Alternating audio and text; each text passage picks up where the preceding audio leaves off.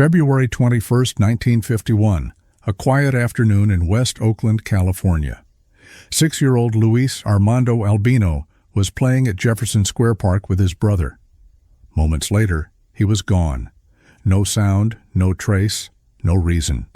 Police searched the city. The FBI joined in. Even the Coast Guard combed the bay, but nothing. His mother kept visiting the Missing Persons Bureau for years, then decades, waiting for a boy who never came home.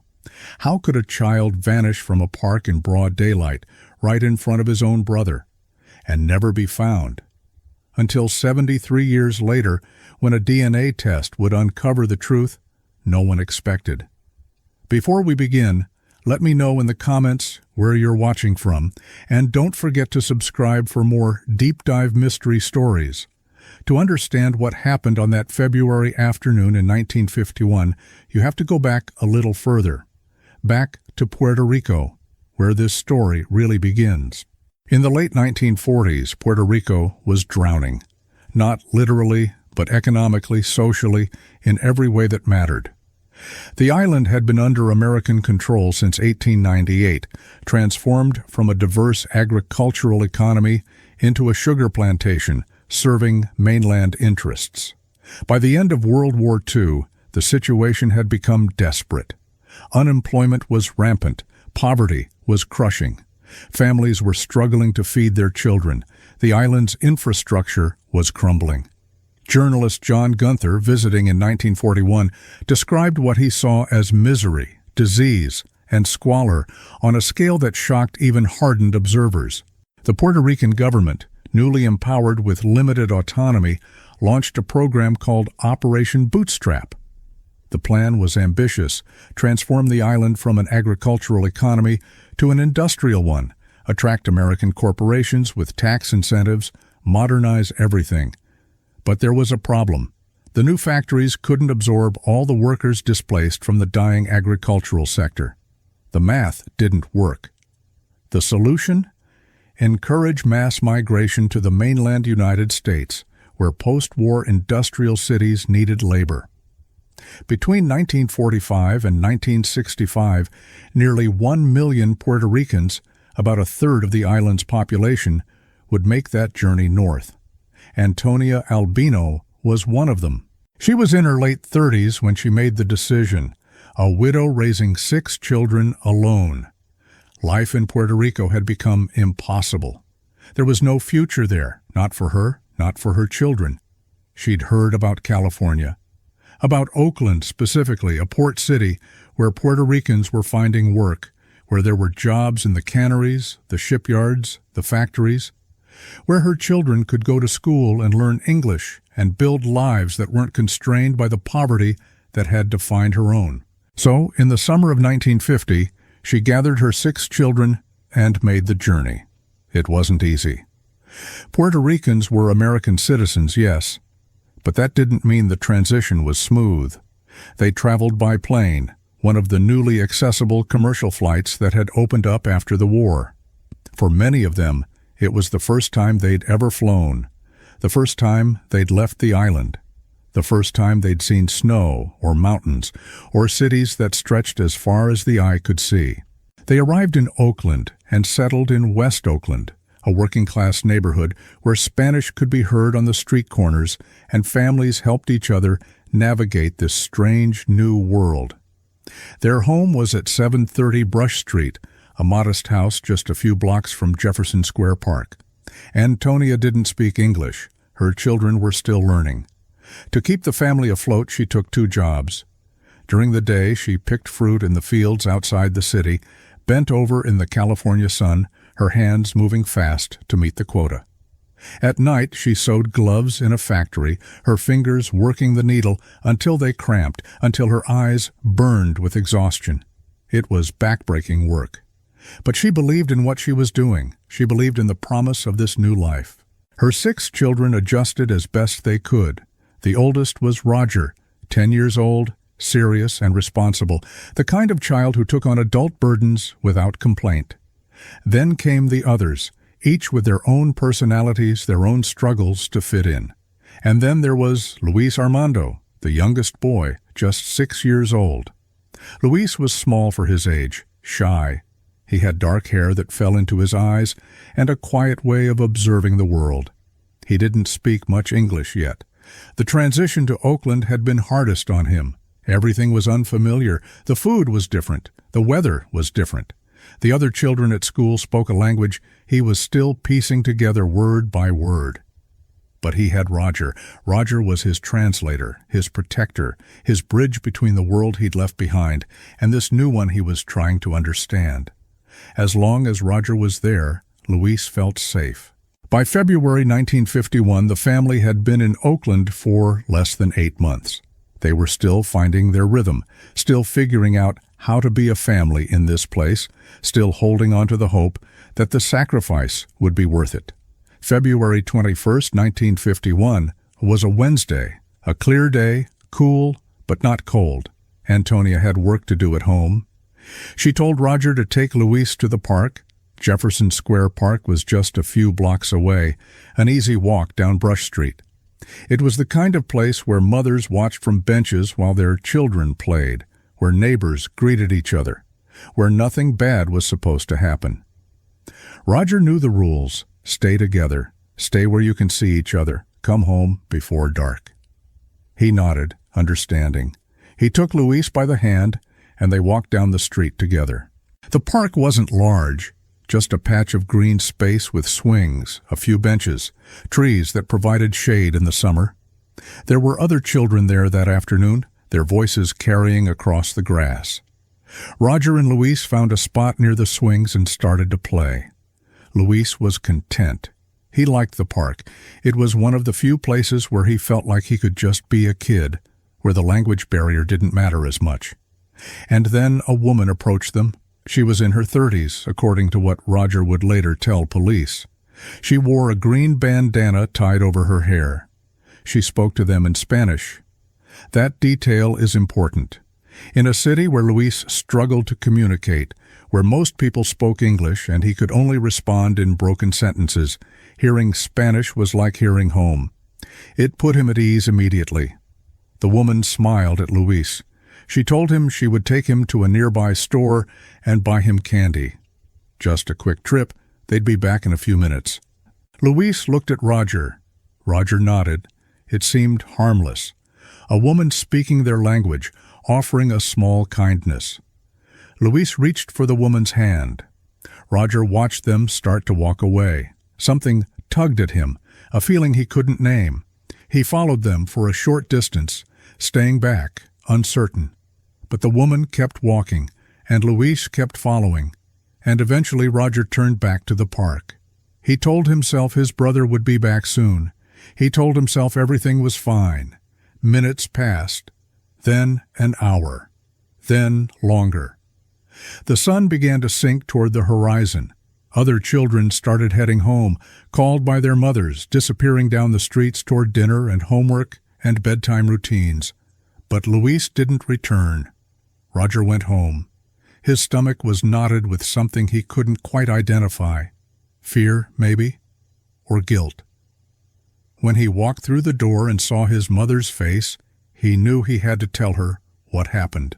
He explained about the woman, the bandana, the promise of candy, the fact that Luis had simply walked away with her. Antonia listened, her face going very still. And then she moved. She didn't waste time asking questions Roger couldn't answer. She knew in that instant that something was terribly wrong. Her son wouldn't wander off.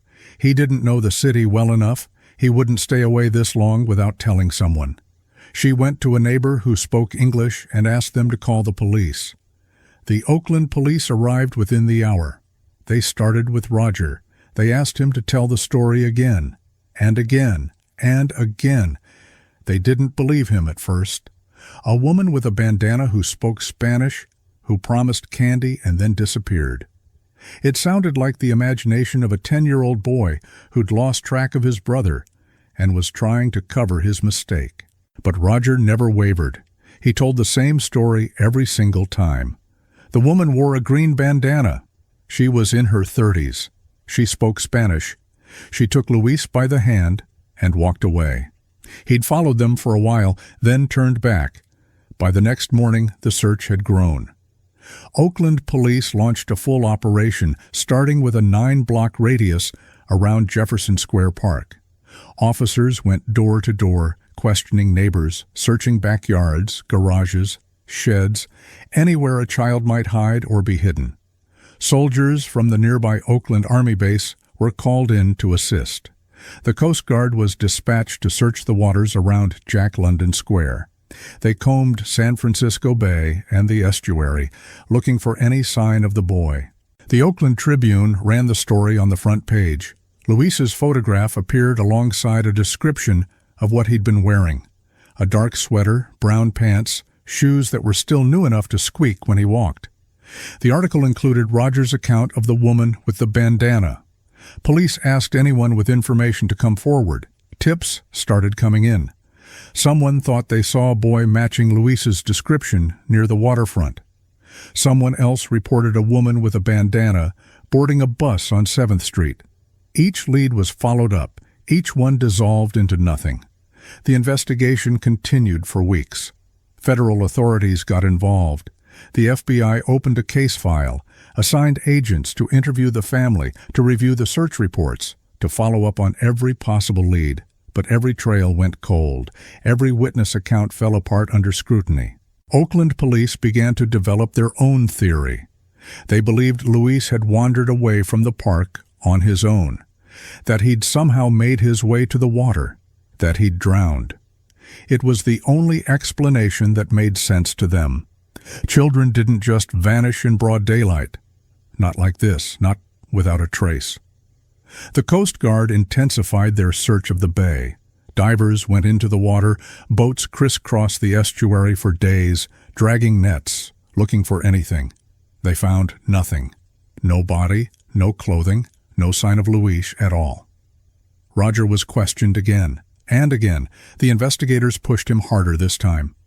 "Are you sure about the woman? Are you sure she spoke Spanish? Are you sure you're telling the truth?" The subtext was clear. They thought he was lying. They thought he'd done something to his brother, or that he knew more than he was saying. Roger was 10 years old.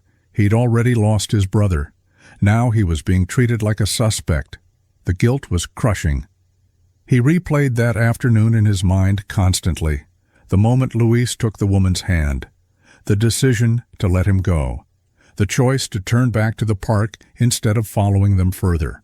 What if he'd stayed with Luis? What if he'd said no? What if he'd run after them, grabbed his brother, brought him home? But Roger stuck to his story, because it was the truth, and because, even at 10 years old, he understood that changing his account now would make everything worse. After 2 months of intensive searching, the case began to go cold. The FBI's investigation stalled. Oakland police had no new leads. The media moved on to other stories. Life continued for everyone except the Albino family. But Antonia refused to believe her son was dead. She couldn't explain it. There was no evidence to support her certainty. Just a feeling, deep and unshakable, that Luis was alive somewhere, breathing, living, waiting to be found. So she kept searching. For the first few weeks after Luis disappeared, Antonia visited the Oakland Police Department's Missing Persons Bureau every single day. She would arrive in the morning, sometimes with a neighbor who could translate, sometimes with one of her older children. She would sit in the waiting room, patient and quiet, until someone could see her. And then she would ask the same question: "Have you found my son?" The answer was always no. She couldn't read the reports herself. She didn't speak English well enough to understand the technical language of police investigations, but she understood enough to know that the search was winding down, that resources were being redirected to other cases, that her son was becoming just another unsolved file in a cabinet somewhere. After a few months, the visits became weekly. She would come every 7 days, like clockwork, always at the same time. The officers at the Missing Persons Bureau came to know her face. Some of them were sympathetic. They would update her on anything new, which was usually nothing. Others were less patient.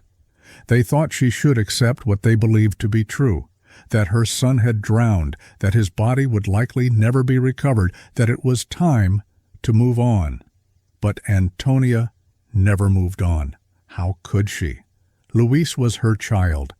As long as there was even the smallest possibility he was alive, she would keep looking. She kept a newspaper clipping about his disappearance in her wallet.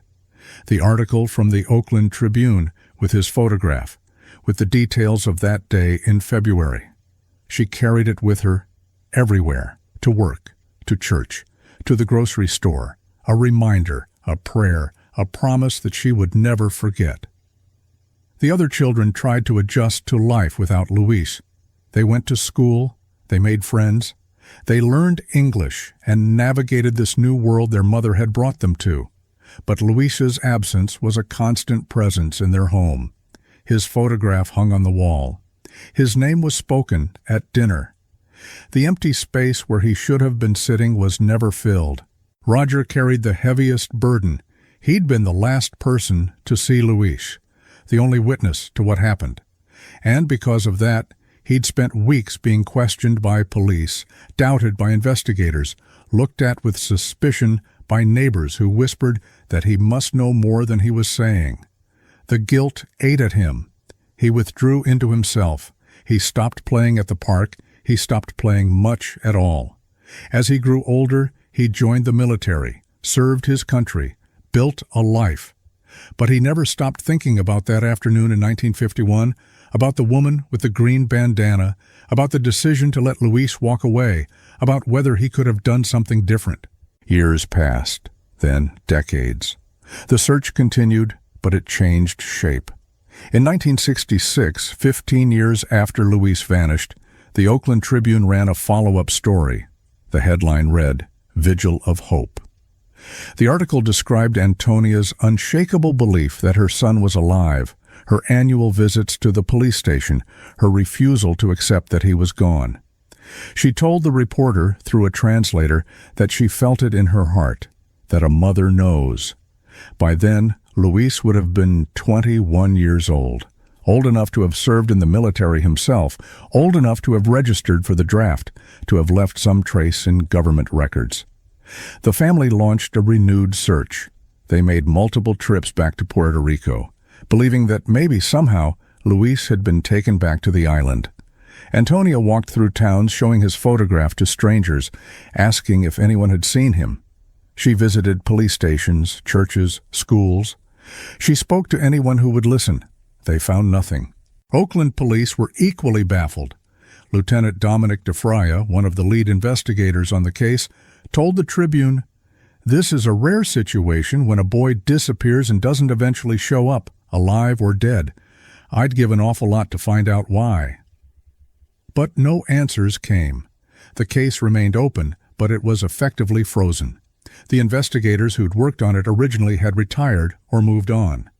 New detectives had taken over the missing persons unit, unfamiliar with the name Luis Albino, focused on more recent cases. The world changed around them. The 1960s brought the civil rights movement, the Vietnam War, political upheaval.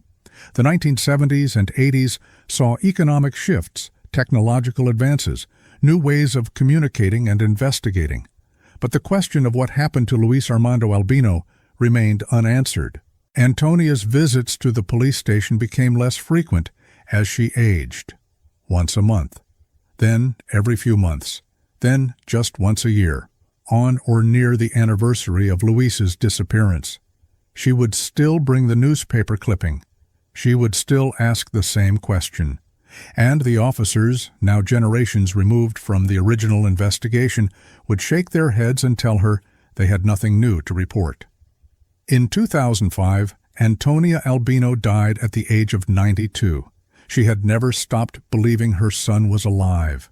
Her daughter would later say that Antonia felt it right up until the end, that certainty that Luis was out there somewhere, that one day he would come home. She took that belief with her to the grave. Luis's case remained unsolved. The file sat in an archive somewhere, yellowed and fading, one of thousands of cold cases that would probably never be solved. His siblings grew old. Roger, haunted by guilt, never quite able to shake the image of his little brother walking away with a stranger, the others carrying their own grief, their own questions about what had happened that day. The family assumed they would never know the truth, that Luis's fate would remain a mystery forever. Until decades later, when a niece decided she wasn't ready to accept that. Alida Alaquin was born into a family defined by absence. She grew up hearing about the uncle who vanished before she was born. Luis's photograph was displayed in her grandmother's home. All was visible, all was present. Antonia kept that newspaper clipping in her wallet until the day she died, and even then, the family couldn't bear to throw it away. It was passed down, kept safe, a relic of a tragedy no one had been able to solve. Alida knew the story by heart. The park, the woman with the bandana, the promise of candy, the fact that Luis had simply disappeared, leaving nothing behind but questions and pain.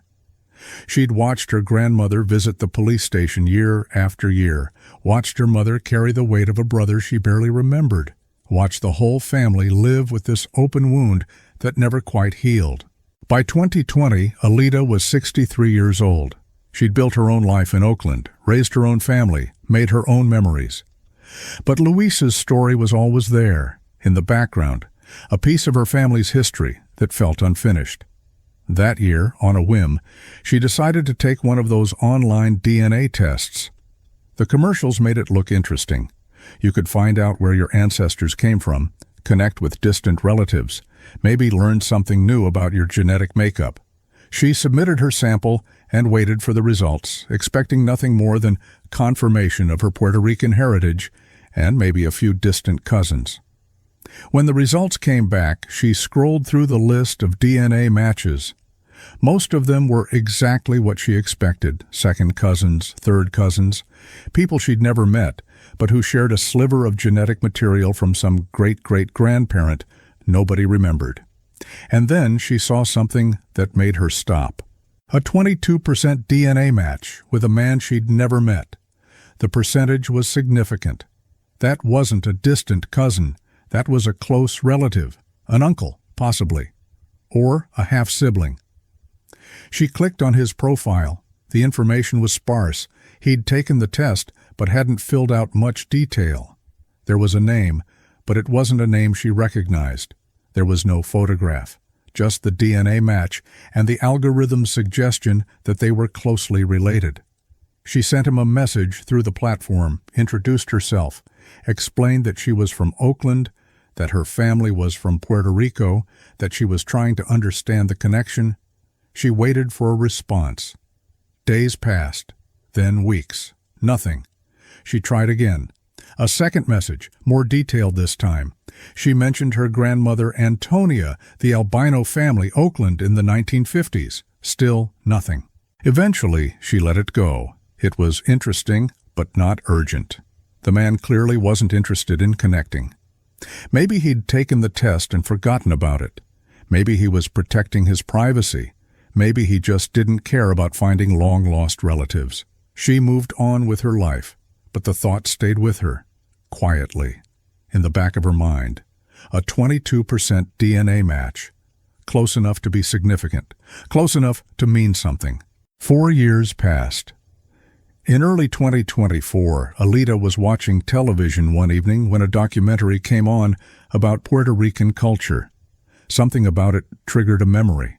Her grandmother's voice, the story of Luis, the newspaper clipping she'd kept all those years, the way Antonia had always insisted, against all logic and evidence, that her son was alive. Alida turned to her daughters and said, almost without thinking, "We need to find him." They looked at her, surprised. Find who? Uncle Luis? The one who disappeared in 1951? The one who'd been gone for 73 years? Yes, Alida said. Him. She couldn't explain the sudden urgency. Maybe it was the documentary, triggering something deep in her family's history.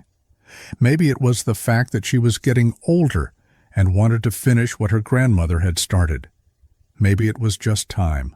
But whatever the reason, she felt it with absolute certainty. They needed to find Luis. They needed to know what happened to him. They owed it to Antonia. They owed it to Roger. They owed it to themselves. So she started researching. Her daughters helped. They went online and typed Luis's name into search engines. They looked at genealogy websites, census records, military registries. They searched for any trace of a Luis Armando Albino who might have been born around 1945, who might have lived in Oakland in 1951, who might have disappeared without a trace. And then Alida remembered the DNA match from 2020. She pulled up the results again, looked at the profile more carefully this time. The man's age would match what Luis's would be now, 79 years old. The timing was right. The genetic connection was undeniable. But she needed more than a hunch. She needed proof. She drove to the Oakland Public Library and asked to see the newspaper archives. The librarian led her to a quiet room filled with microfilm machines, relics of an earlier era when this was how you researched history. Alida sat down and began scrolling through editions of the Oakland Tribune from 1951. She found the article about Luis's disappearance almost immediately. February 1951. Boy 6 missing from park. The headline, the story. And then, at the bottom of the page, a photograph. Two boys standing side by side, Luis and Roger, taken before the kidnapping, when they were still together, when their family was still whole. Luis was smaller, shy-looking, standing close to his older brother. Roger had his arm around him, protective. Alida stared at the image. The resemblance to her own family was unmistakable, the shape of the eyes, the curve of the smile, the way Luis stood, that quiet presence. This was real. This was him. She made copies of the article and left the library. Her hands were shaking. She drove straight to the Oakland Police Department and walked into the missing persons unit. She told them she believed she'd found Luis Albino. The detectives at the Oakland Police Department listened to Alida's story. She showed them the DNA results. She showed them the newspaper article. She explained her research, her findings, her certainty that the man from the DNA database was her missing uncle. The detectives exchanged glances. Cold cases didn't usually get solved this way, 73 years after the fact, with nothing but a DNA match and some old newspaper clippings. But Alida was compelling, her evidence was substantial, and the DNA percentage was impossible to ignore. They agreed to reopen the case. The investigation moved quickly after that. Oakland police contacted the California Department of Justice and the FBI. They needed help locating the man from the DNA database. They needed to confirm his identity through official channels. And they needed to do it carefully, without causing unnecessary trauma or alarm. Public records showed the man was living on the East Coast. He had a family of his own. He'd built a life there. He was in his late 70s, retired, living under a different name than the one he'd been born with. Investigators attempted to contact him multiple times by phone and mail. They wanted to introduce themselves gently, to explain why they were calling, to request a voluntary DNA sample. But he didn't respond. They couldn't reach him. Either he was screening calls from unknown numbers, or the mail wasn't getting through, or he simply didn't want to engage with strangers asking questions about his past. The FBI stepped in. Special agents were dispatched to his residence. They needed to speak with him in person. They needed to see if he had any memory of his childhood, any sense that something about his past didn't quite add up. When the FBI agents finally made contact, they approached carefully. They identified themselves. They explained that they were investigating a case involving a boy who had disappeared from Oakland, California in 1951. They told him about a family that had never stopped searching. They said they had reason to believe he might have information that could help them. And then they asked if he would be willing to provide a DNA sample. The man listened. He didn't say much at first, but eventually he agreed.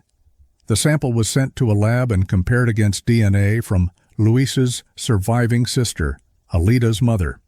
The results came back within weeks. It was a match. Not just a close match, A definitive, conclusive, no doubt about it match. The man living on the East Coast was Luis Armando Albino. He had been alive the entire time. On June 20th, 2024, two investigators arrived at the home of Alida Aliquin's mother. They asked if both she and Alida could be present for the conversation. They sat down in the living room, and the investigators explained what they'd found. They had located Luis. The DNA was a confirmed match. Her brother, missing for 73 years, had been found alive. Alida would later describe that moment to reporters.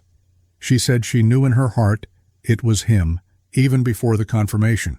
But when the words were spoken aloud, when the investigator said, "We found him," she let out a loud, "Yes," and grabbed her mother's hands.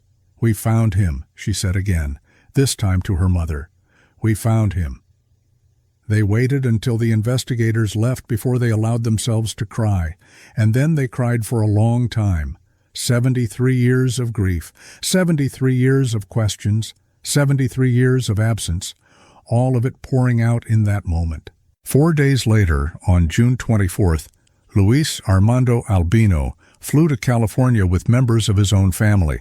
The trip was arranged and funded by the Oakland Police Department, the FBI's Victim Advocacy Program, and the California Department of Justice. He was 79 years old, a retired firefighter, a Marine Corps veteran who had served 2 tours of duty in Vietnam, a father and grandfather, a man who had spent most of his life believing he was someone else entirely. When Luis walked through the door and saw Alida Aliquin for the first time, he hugged her tightly. He kissed her on the cheek. "Thank you for finding me," he said. The next day, Alida drove her mother and Luis to Stanislaus County, about an hour outside Oakland. Roger Albino, the brother who had been with Luis at the park that day in 1951, was waiting for them. Roger was 84 years old now. He'd carried the weight of that afternoon for his entire life. The questions from police, the doubt, the guilt that never quite went away. When Luis walked through the door, the two brothers looked at each other for a long moment. And then they grabbed each other and held on tight. They didn't speak at first. They just stood there holding each other, making up for 73 years of absence in a single embrace. And then they sat down and talked. About the park, about the woman with the bandana, about what Roger remembered from that day, what he'd told the police, what he'd carried with him all these years. Luis shared what he remembered too, fragments of being taken from the park, the journey across the country, the adults in his life who never answered his questions about where he'd come from. They also talked about their military service. Both of them had served. Both of them had been stationed overseas. Both of them had built lives defined by duty and service. And both of them had lived with the absence of the other, never knowing their brother was out there somewhere. Luis returned to the East Coast a few days later, but he came back to California in July for a 3-week visit. He spent time with his family. He saw Roger again. They took photographs together. They talked more. They tried to compress 7 decades of separation into a few precious weeks. It was the last time they would see each other. Roger Albino died in August 2024, 2 months after reuniting with his brother. Alida would later say, "I think he died happily. He was at peace with himself, knowing that his brother was found. I was just so happy I was able to do this for him and bring him closure and peace." The investigation into Luis Albino's kidnapping remains open. The Oakland Police Department and the FBI are still searching for answers about the woman who took him from the park that day in 1951, who she was, why she did it, how she managed to fly a 6-year-old boy across the country without being caught, how she connected with the couple who raised him on the East Coast, whether they knew he was kidnapped or believed some other story. The couple who raised Luis have since died. Luis has chosen not to speak publicly about his experience. He has not revealed where on the East Coast he lives or shared the full details of his life there. Those are his answers to protect, his story to tell or not tell. What we know is this. Luis told Alida that he had some memories of being kidnapped and being taken across the United States. But when he questioned the adults in his life about his past, they never gave him answers. Eventually, he stopped asking. We know that he lived a full life, that he served his country honorably in Vietnam, that he became a firefighter, saving lives, protecting communities, that he built a family of his own, becoming a father and a grandfather, that he created a life for himself, even without knowing where he came from. We know that Antonia Albino was right. Her unshakable belief that Luis was alive, her refusal to accept what everyone else assumed to be true, was vindicated. She didn't live to see it, but she was right. Alida has said she believes her grandmother would be happy knowing Luis was found.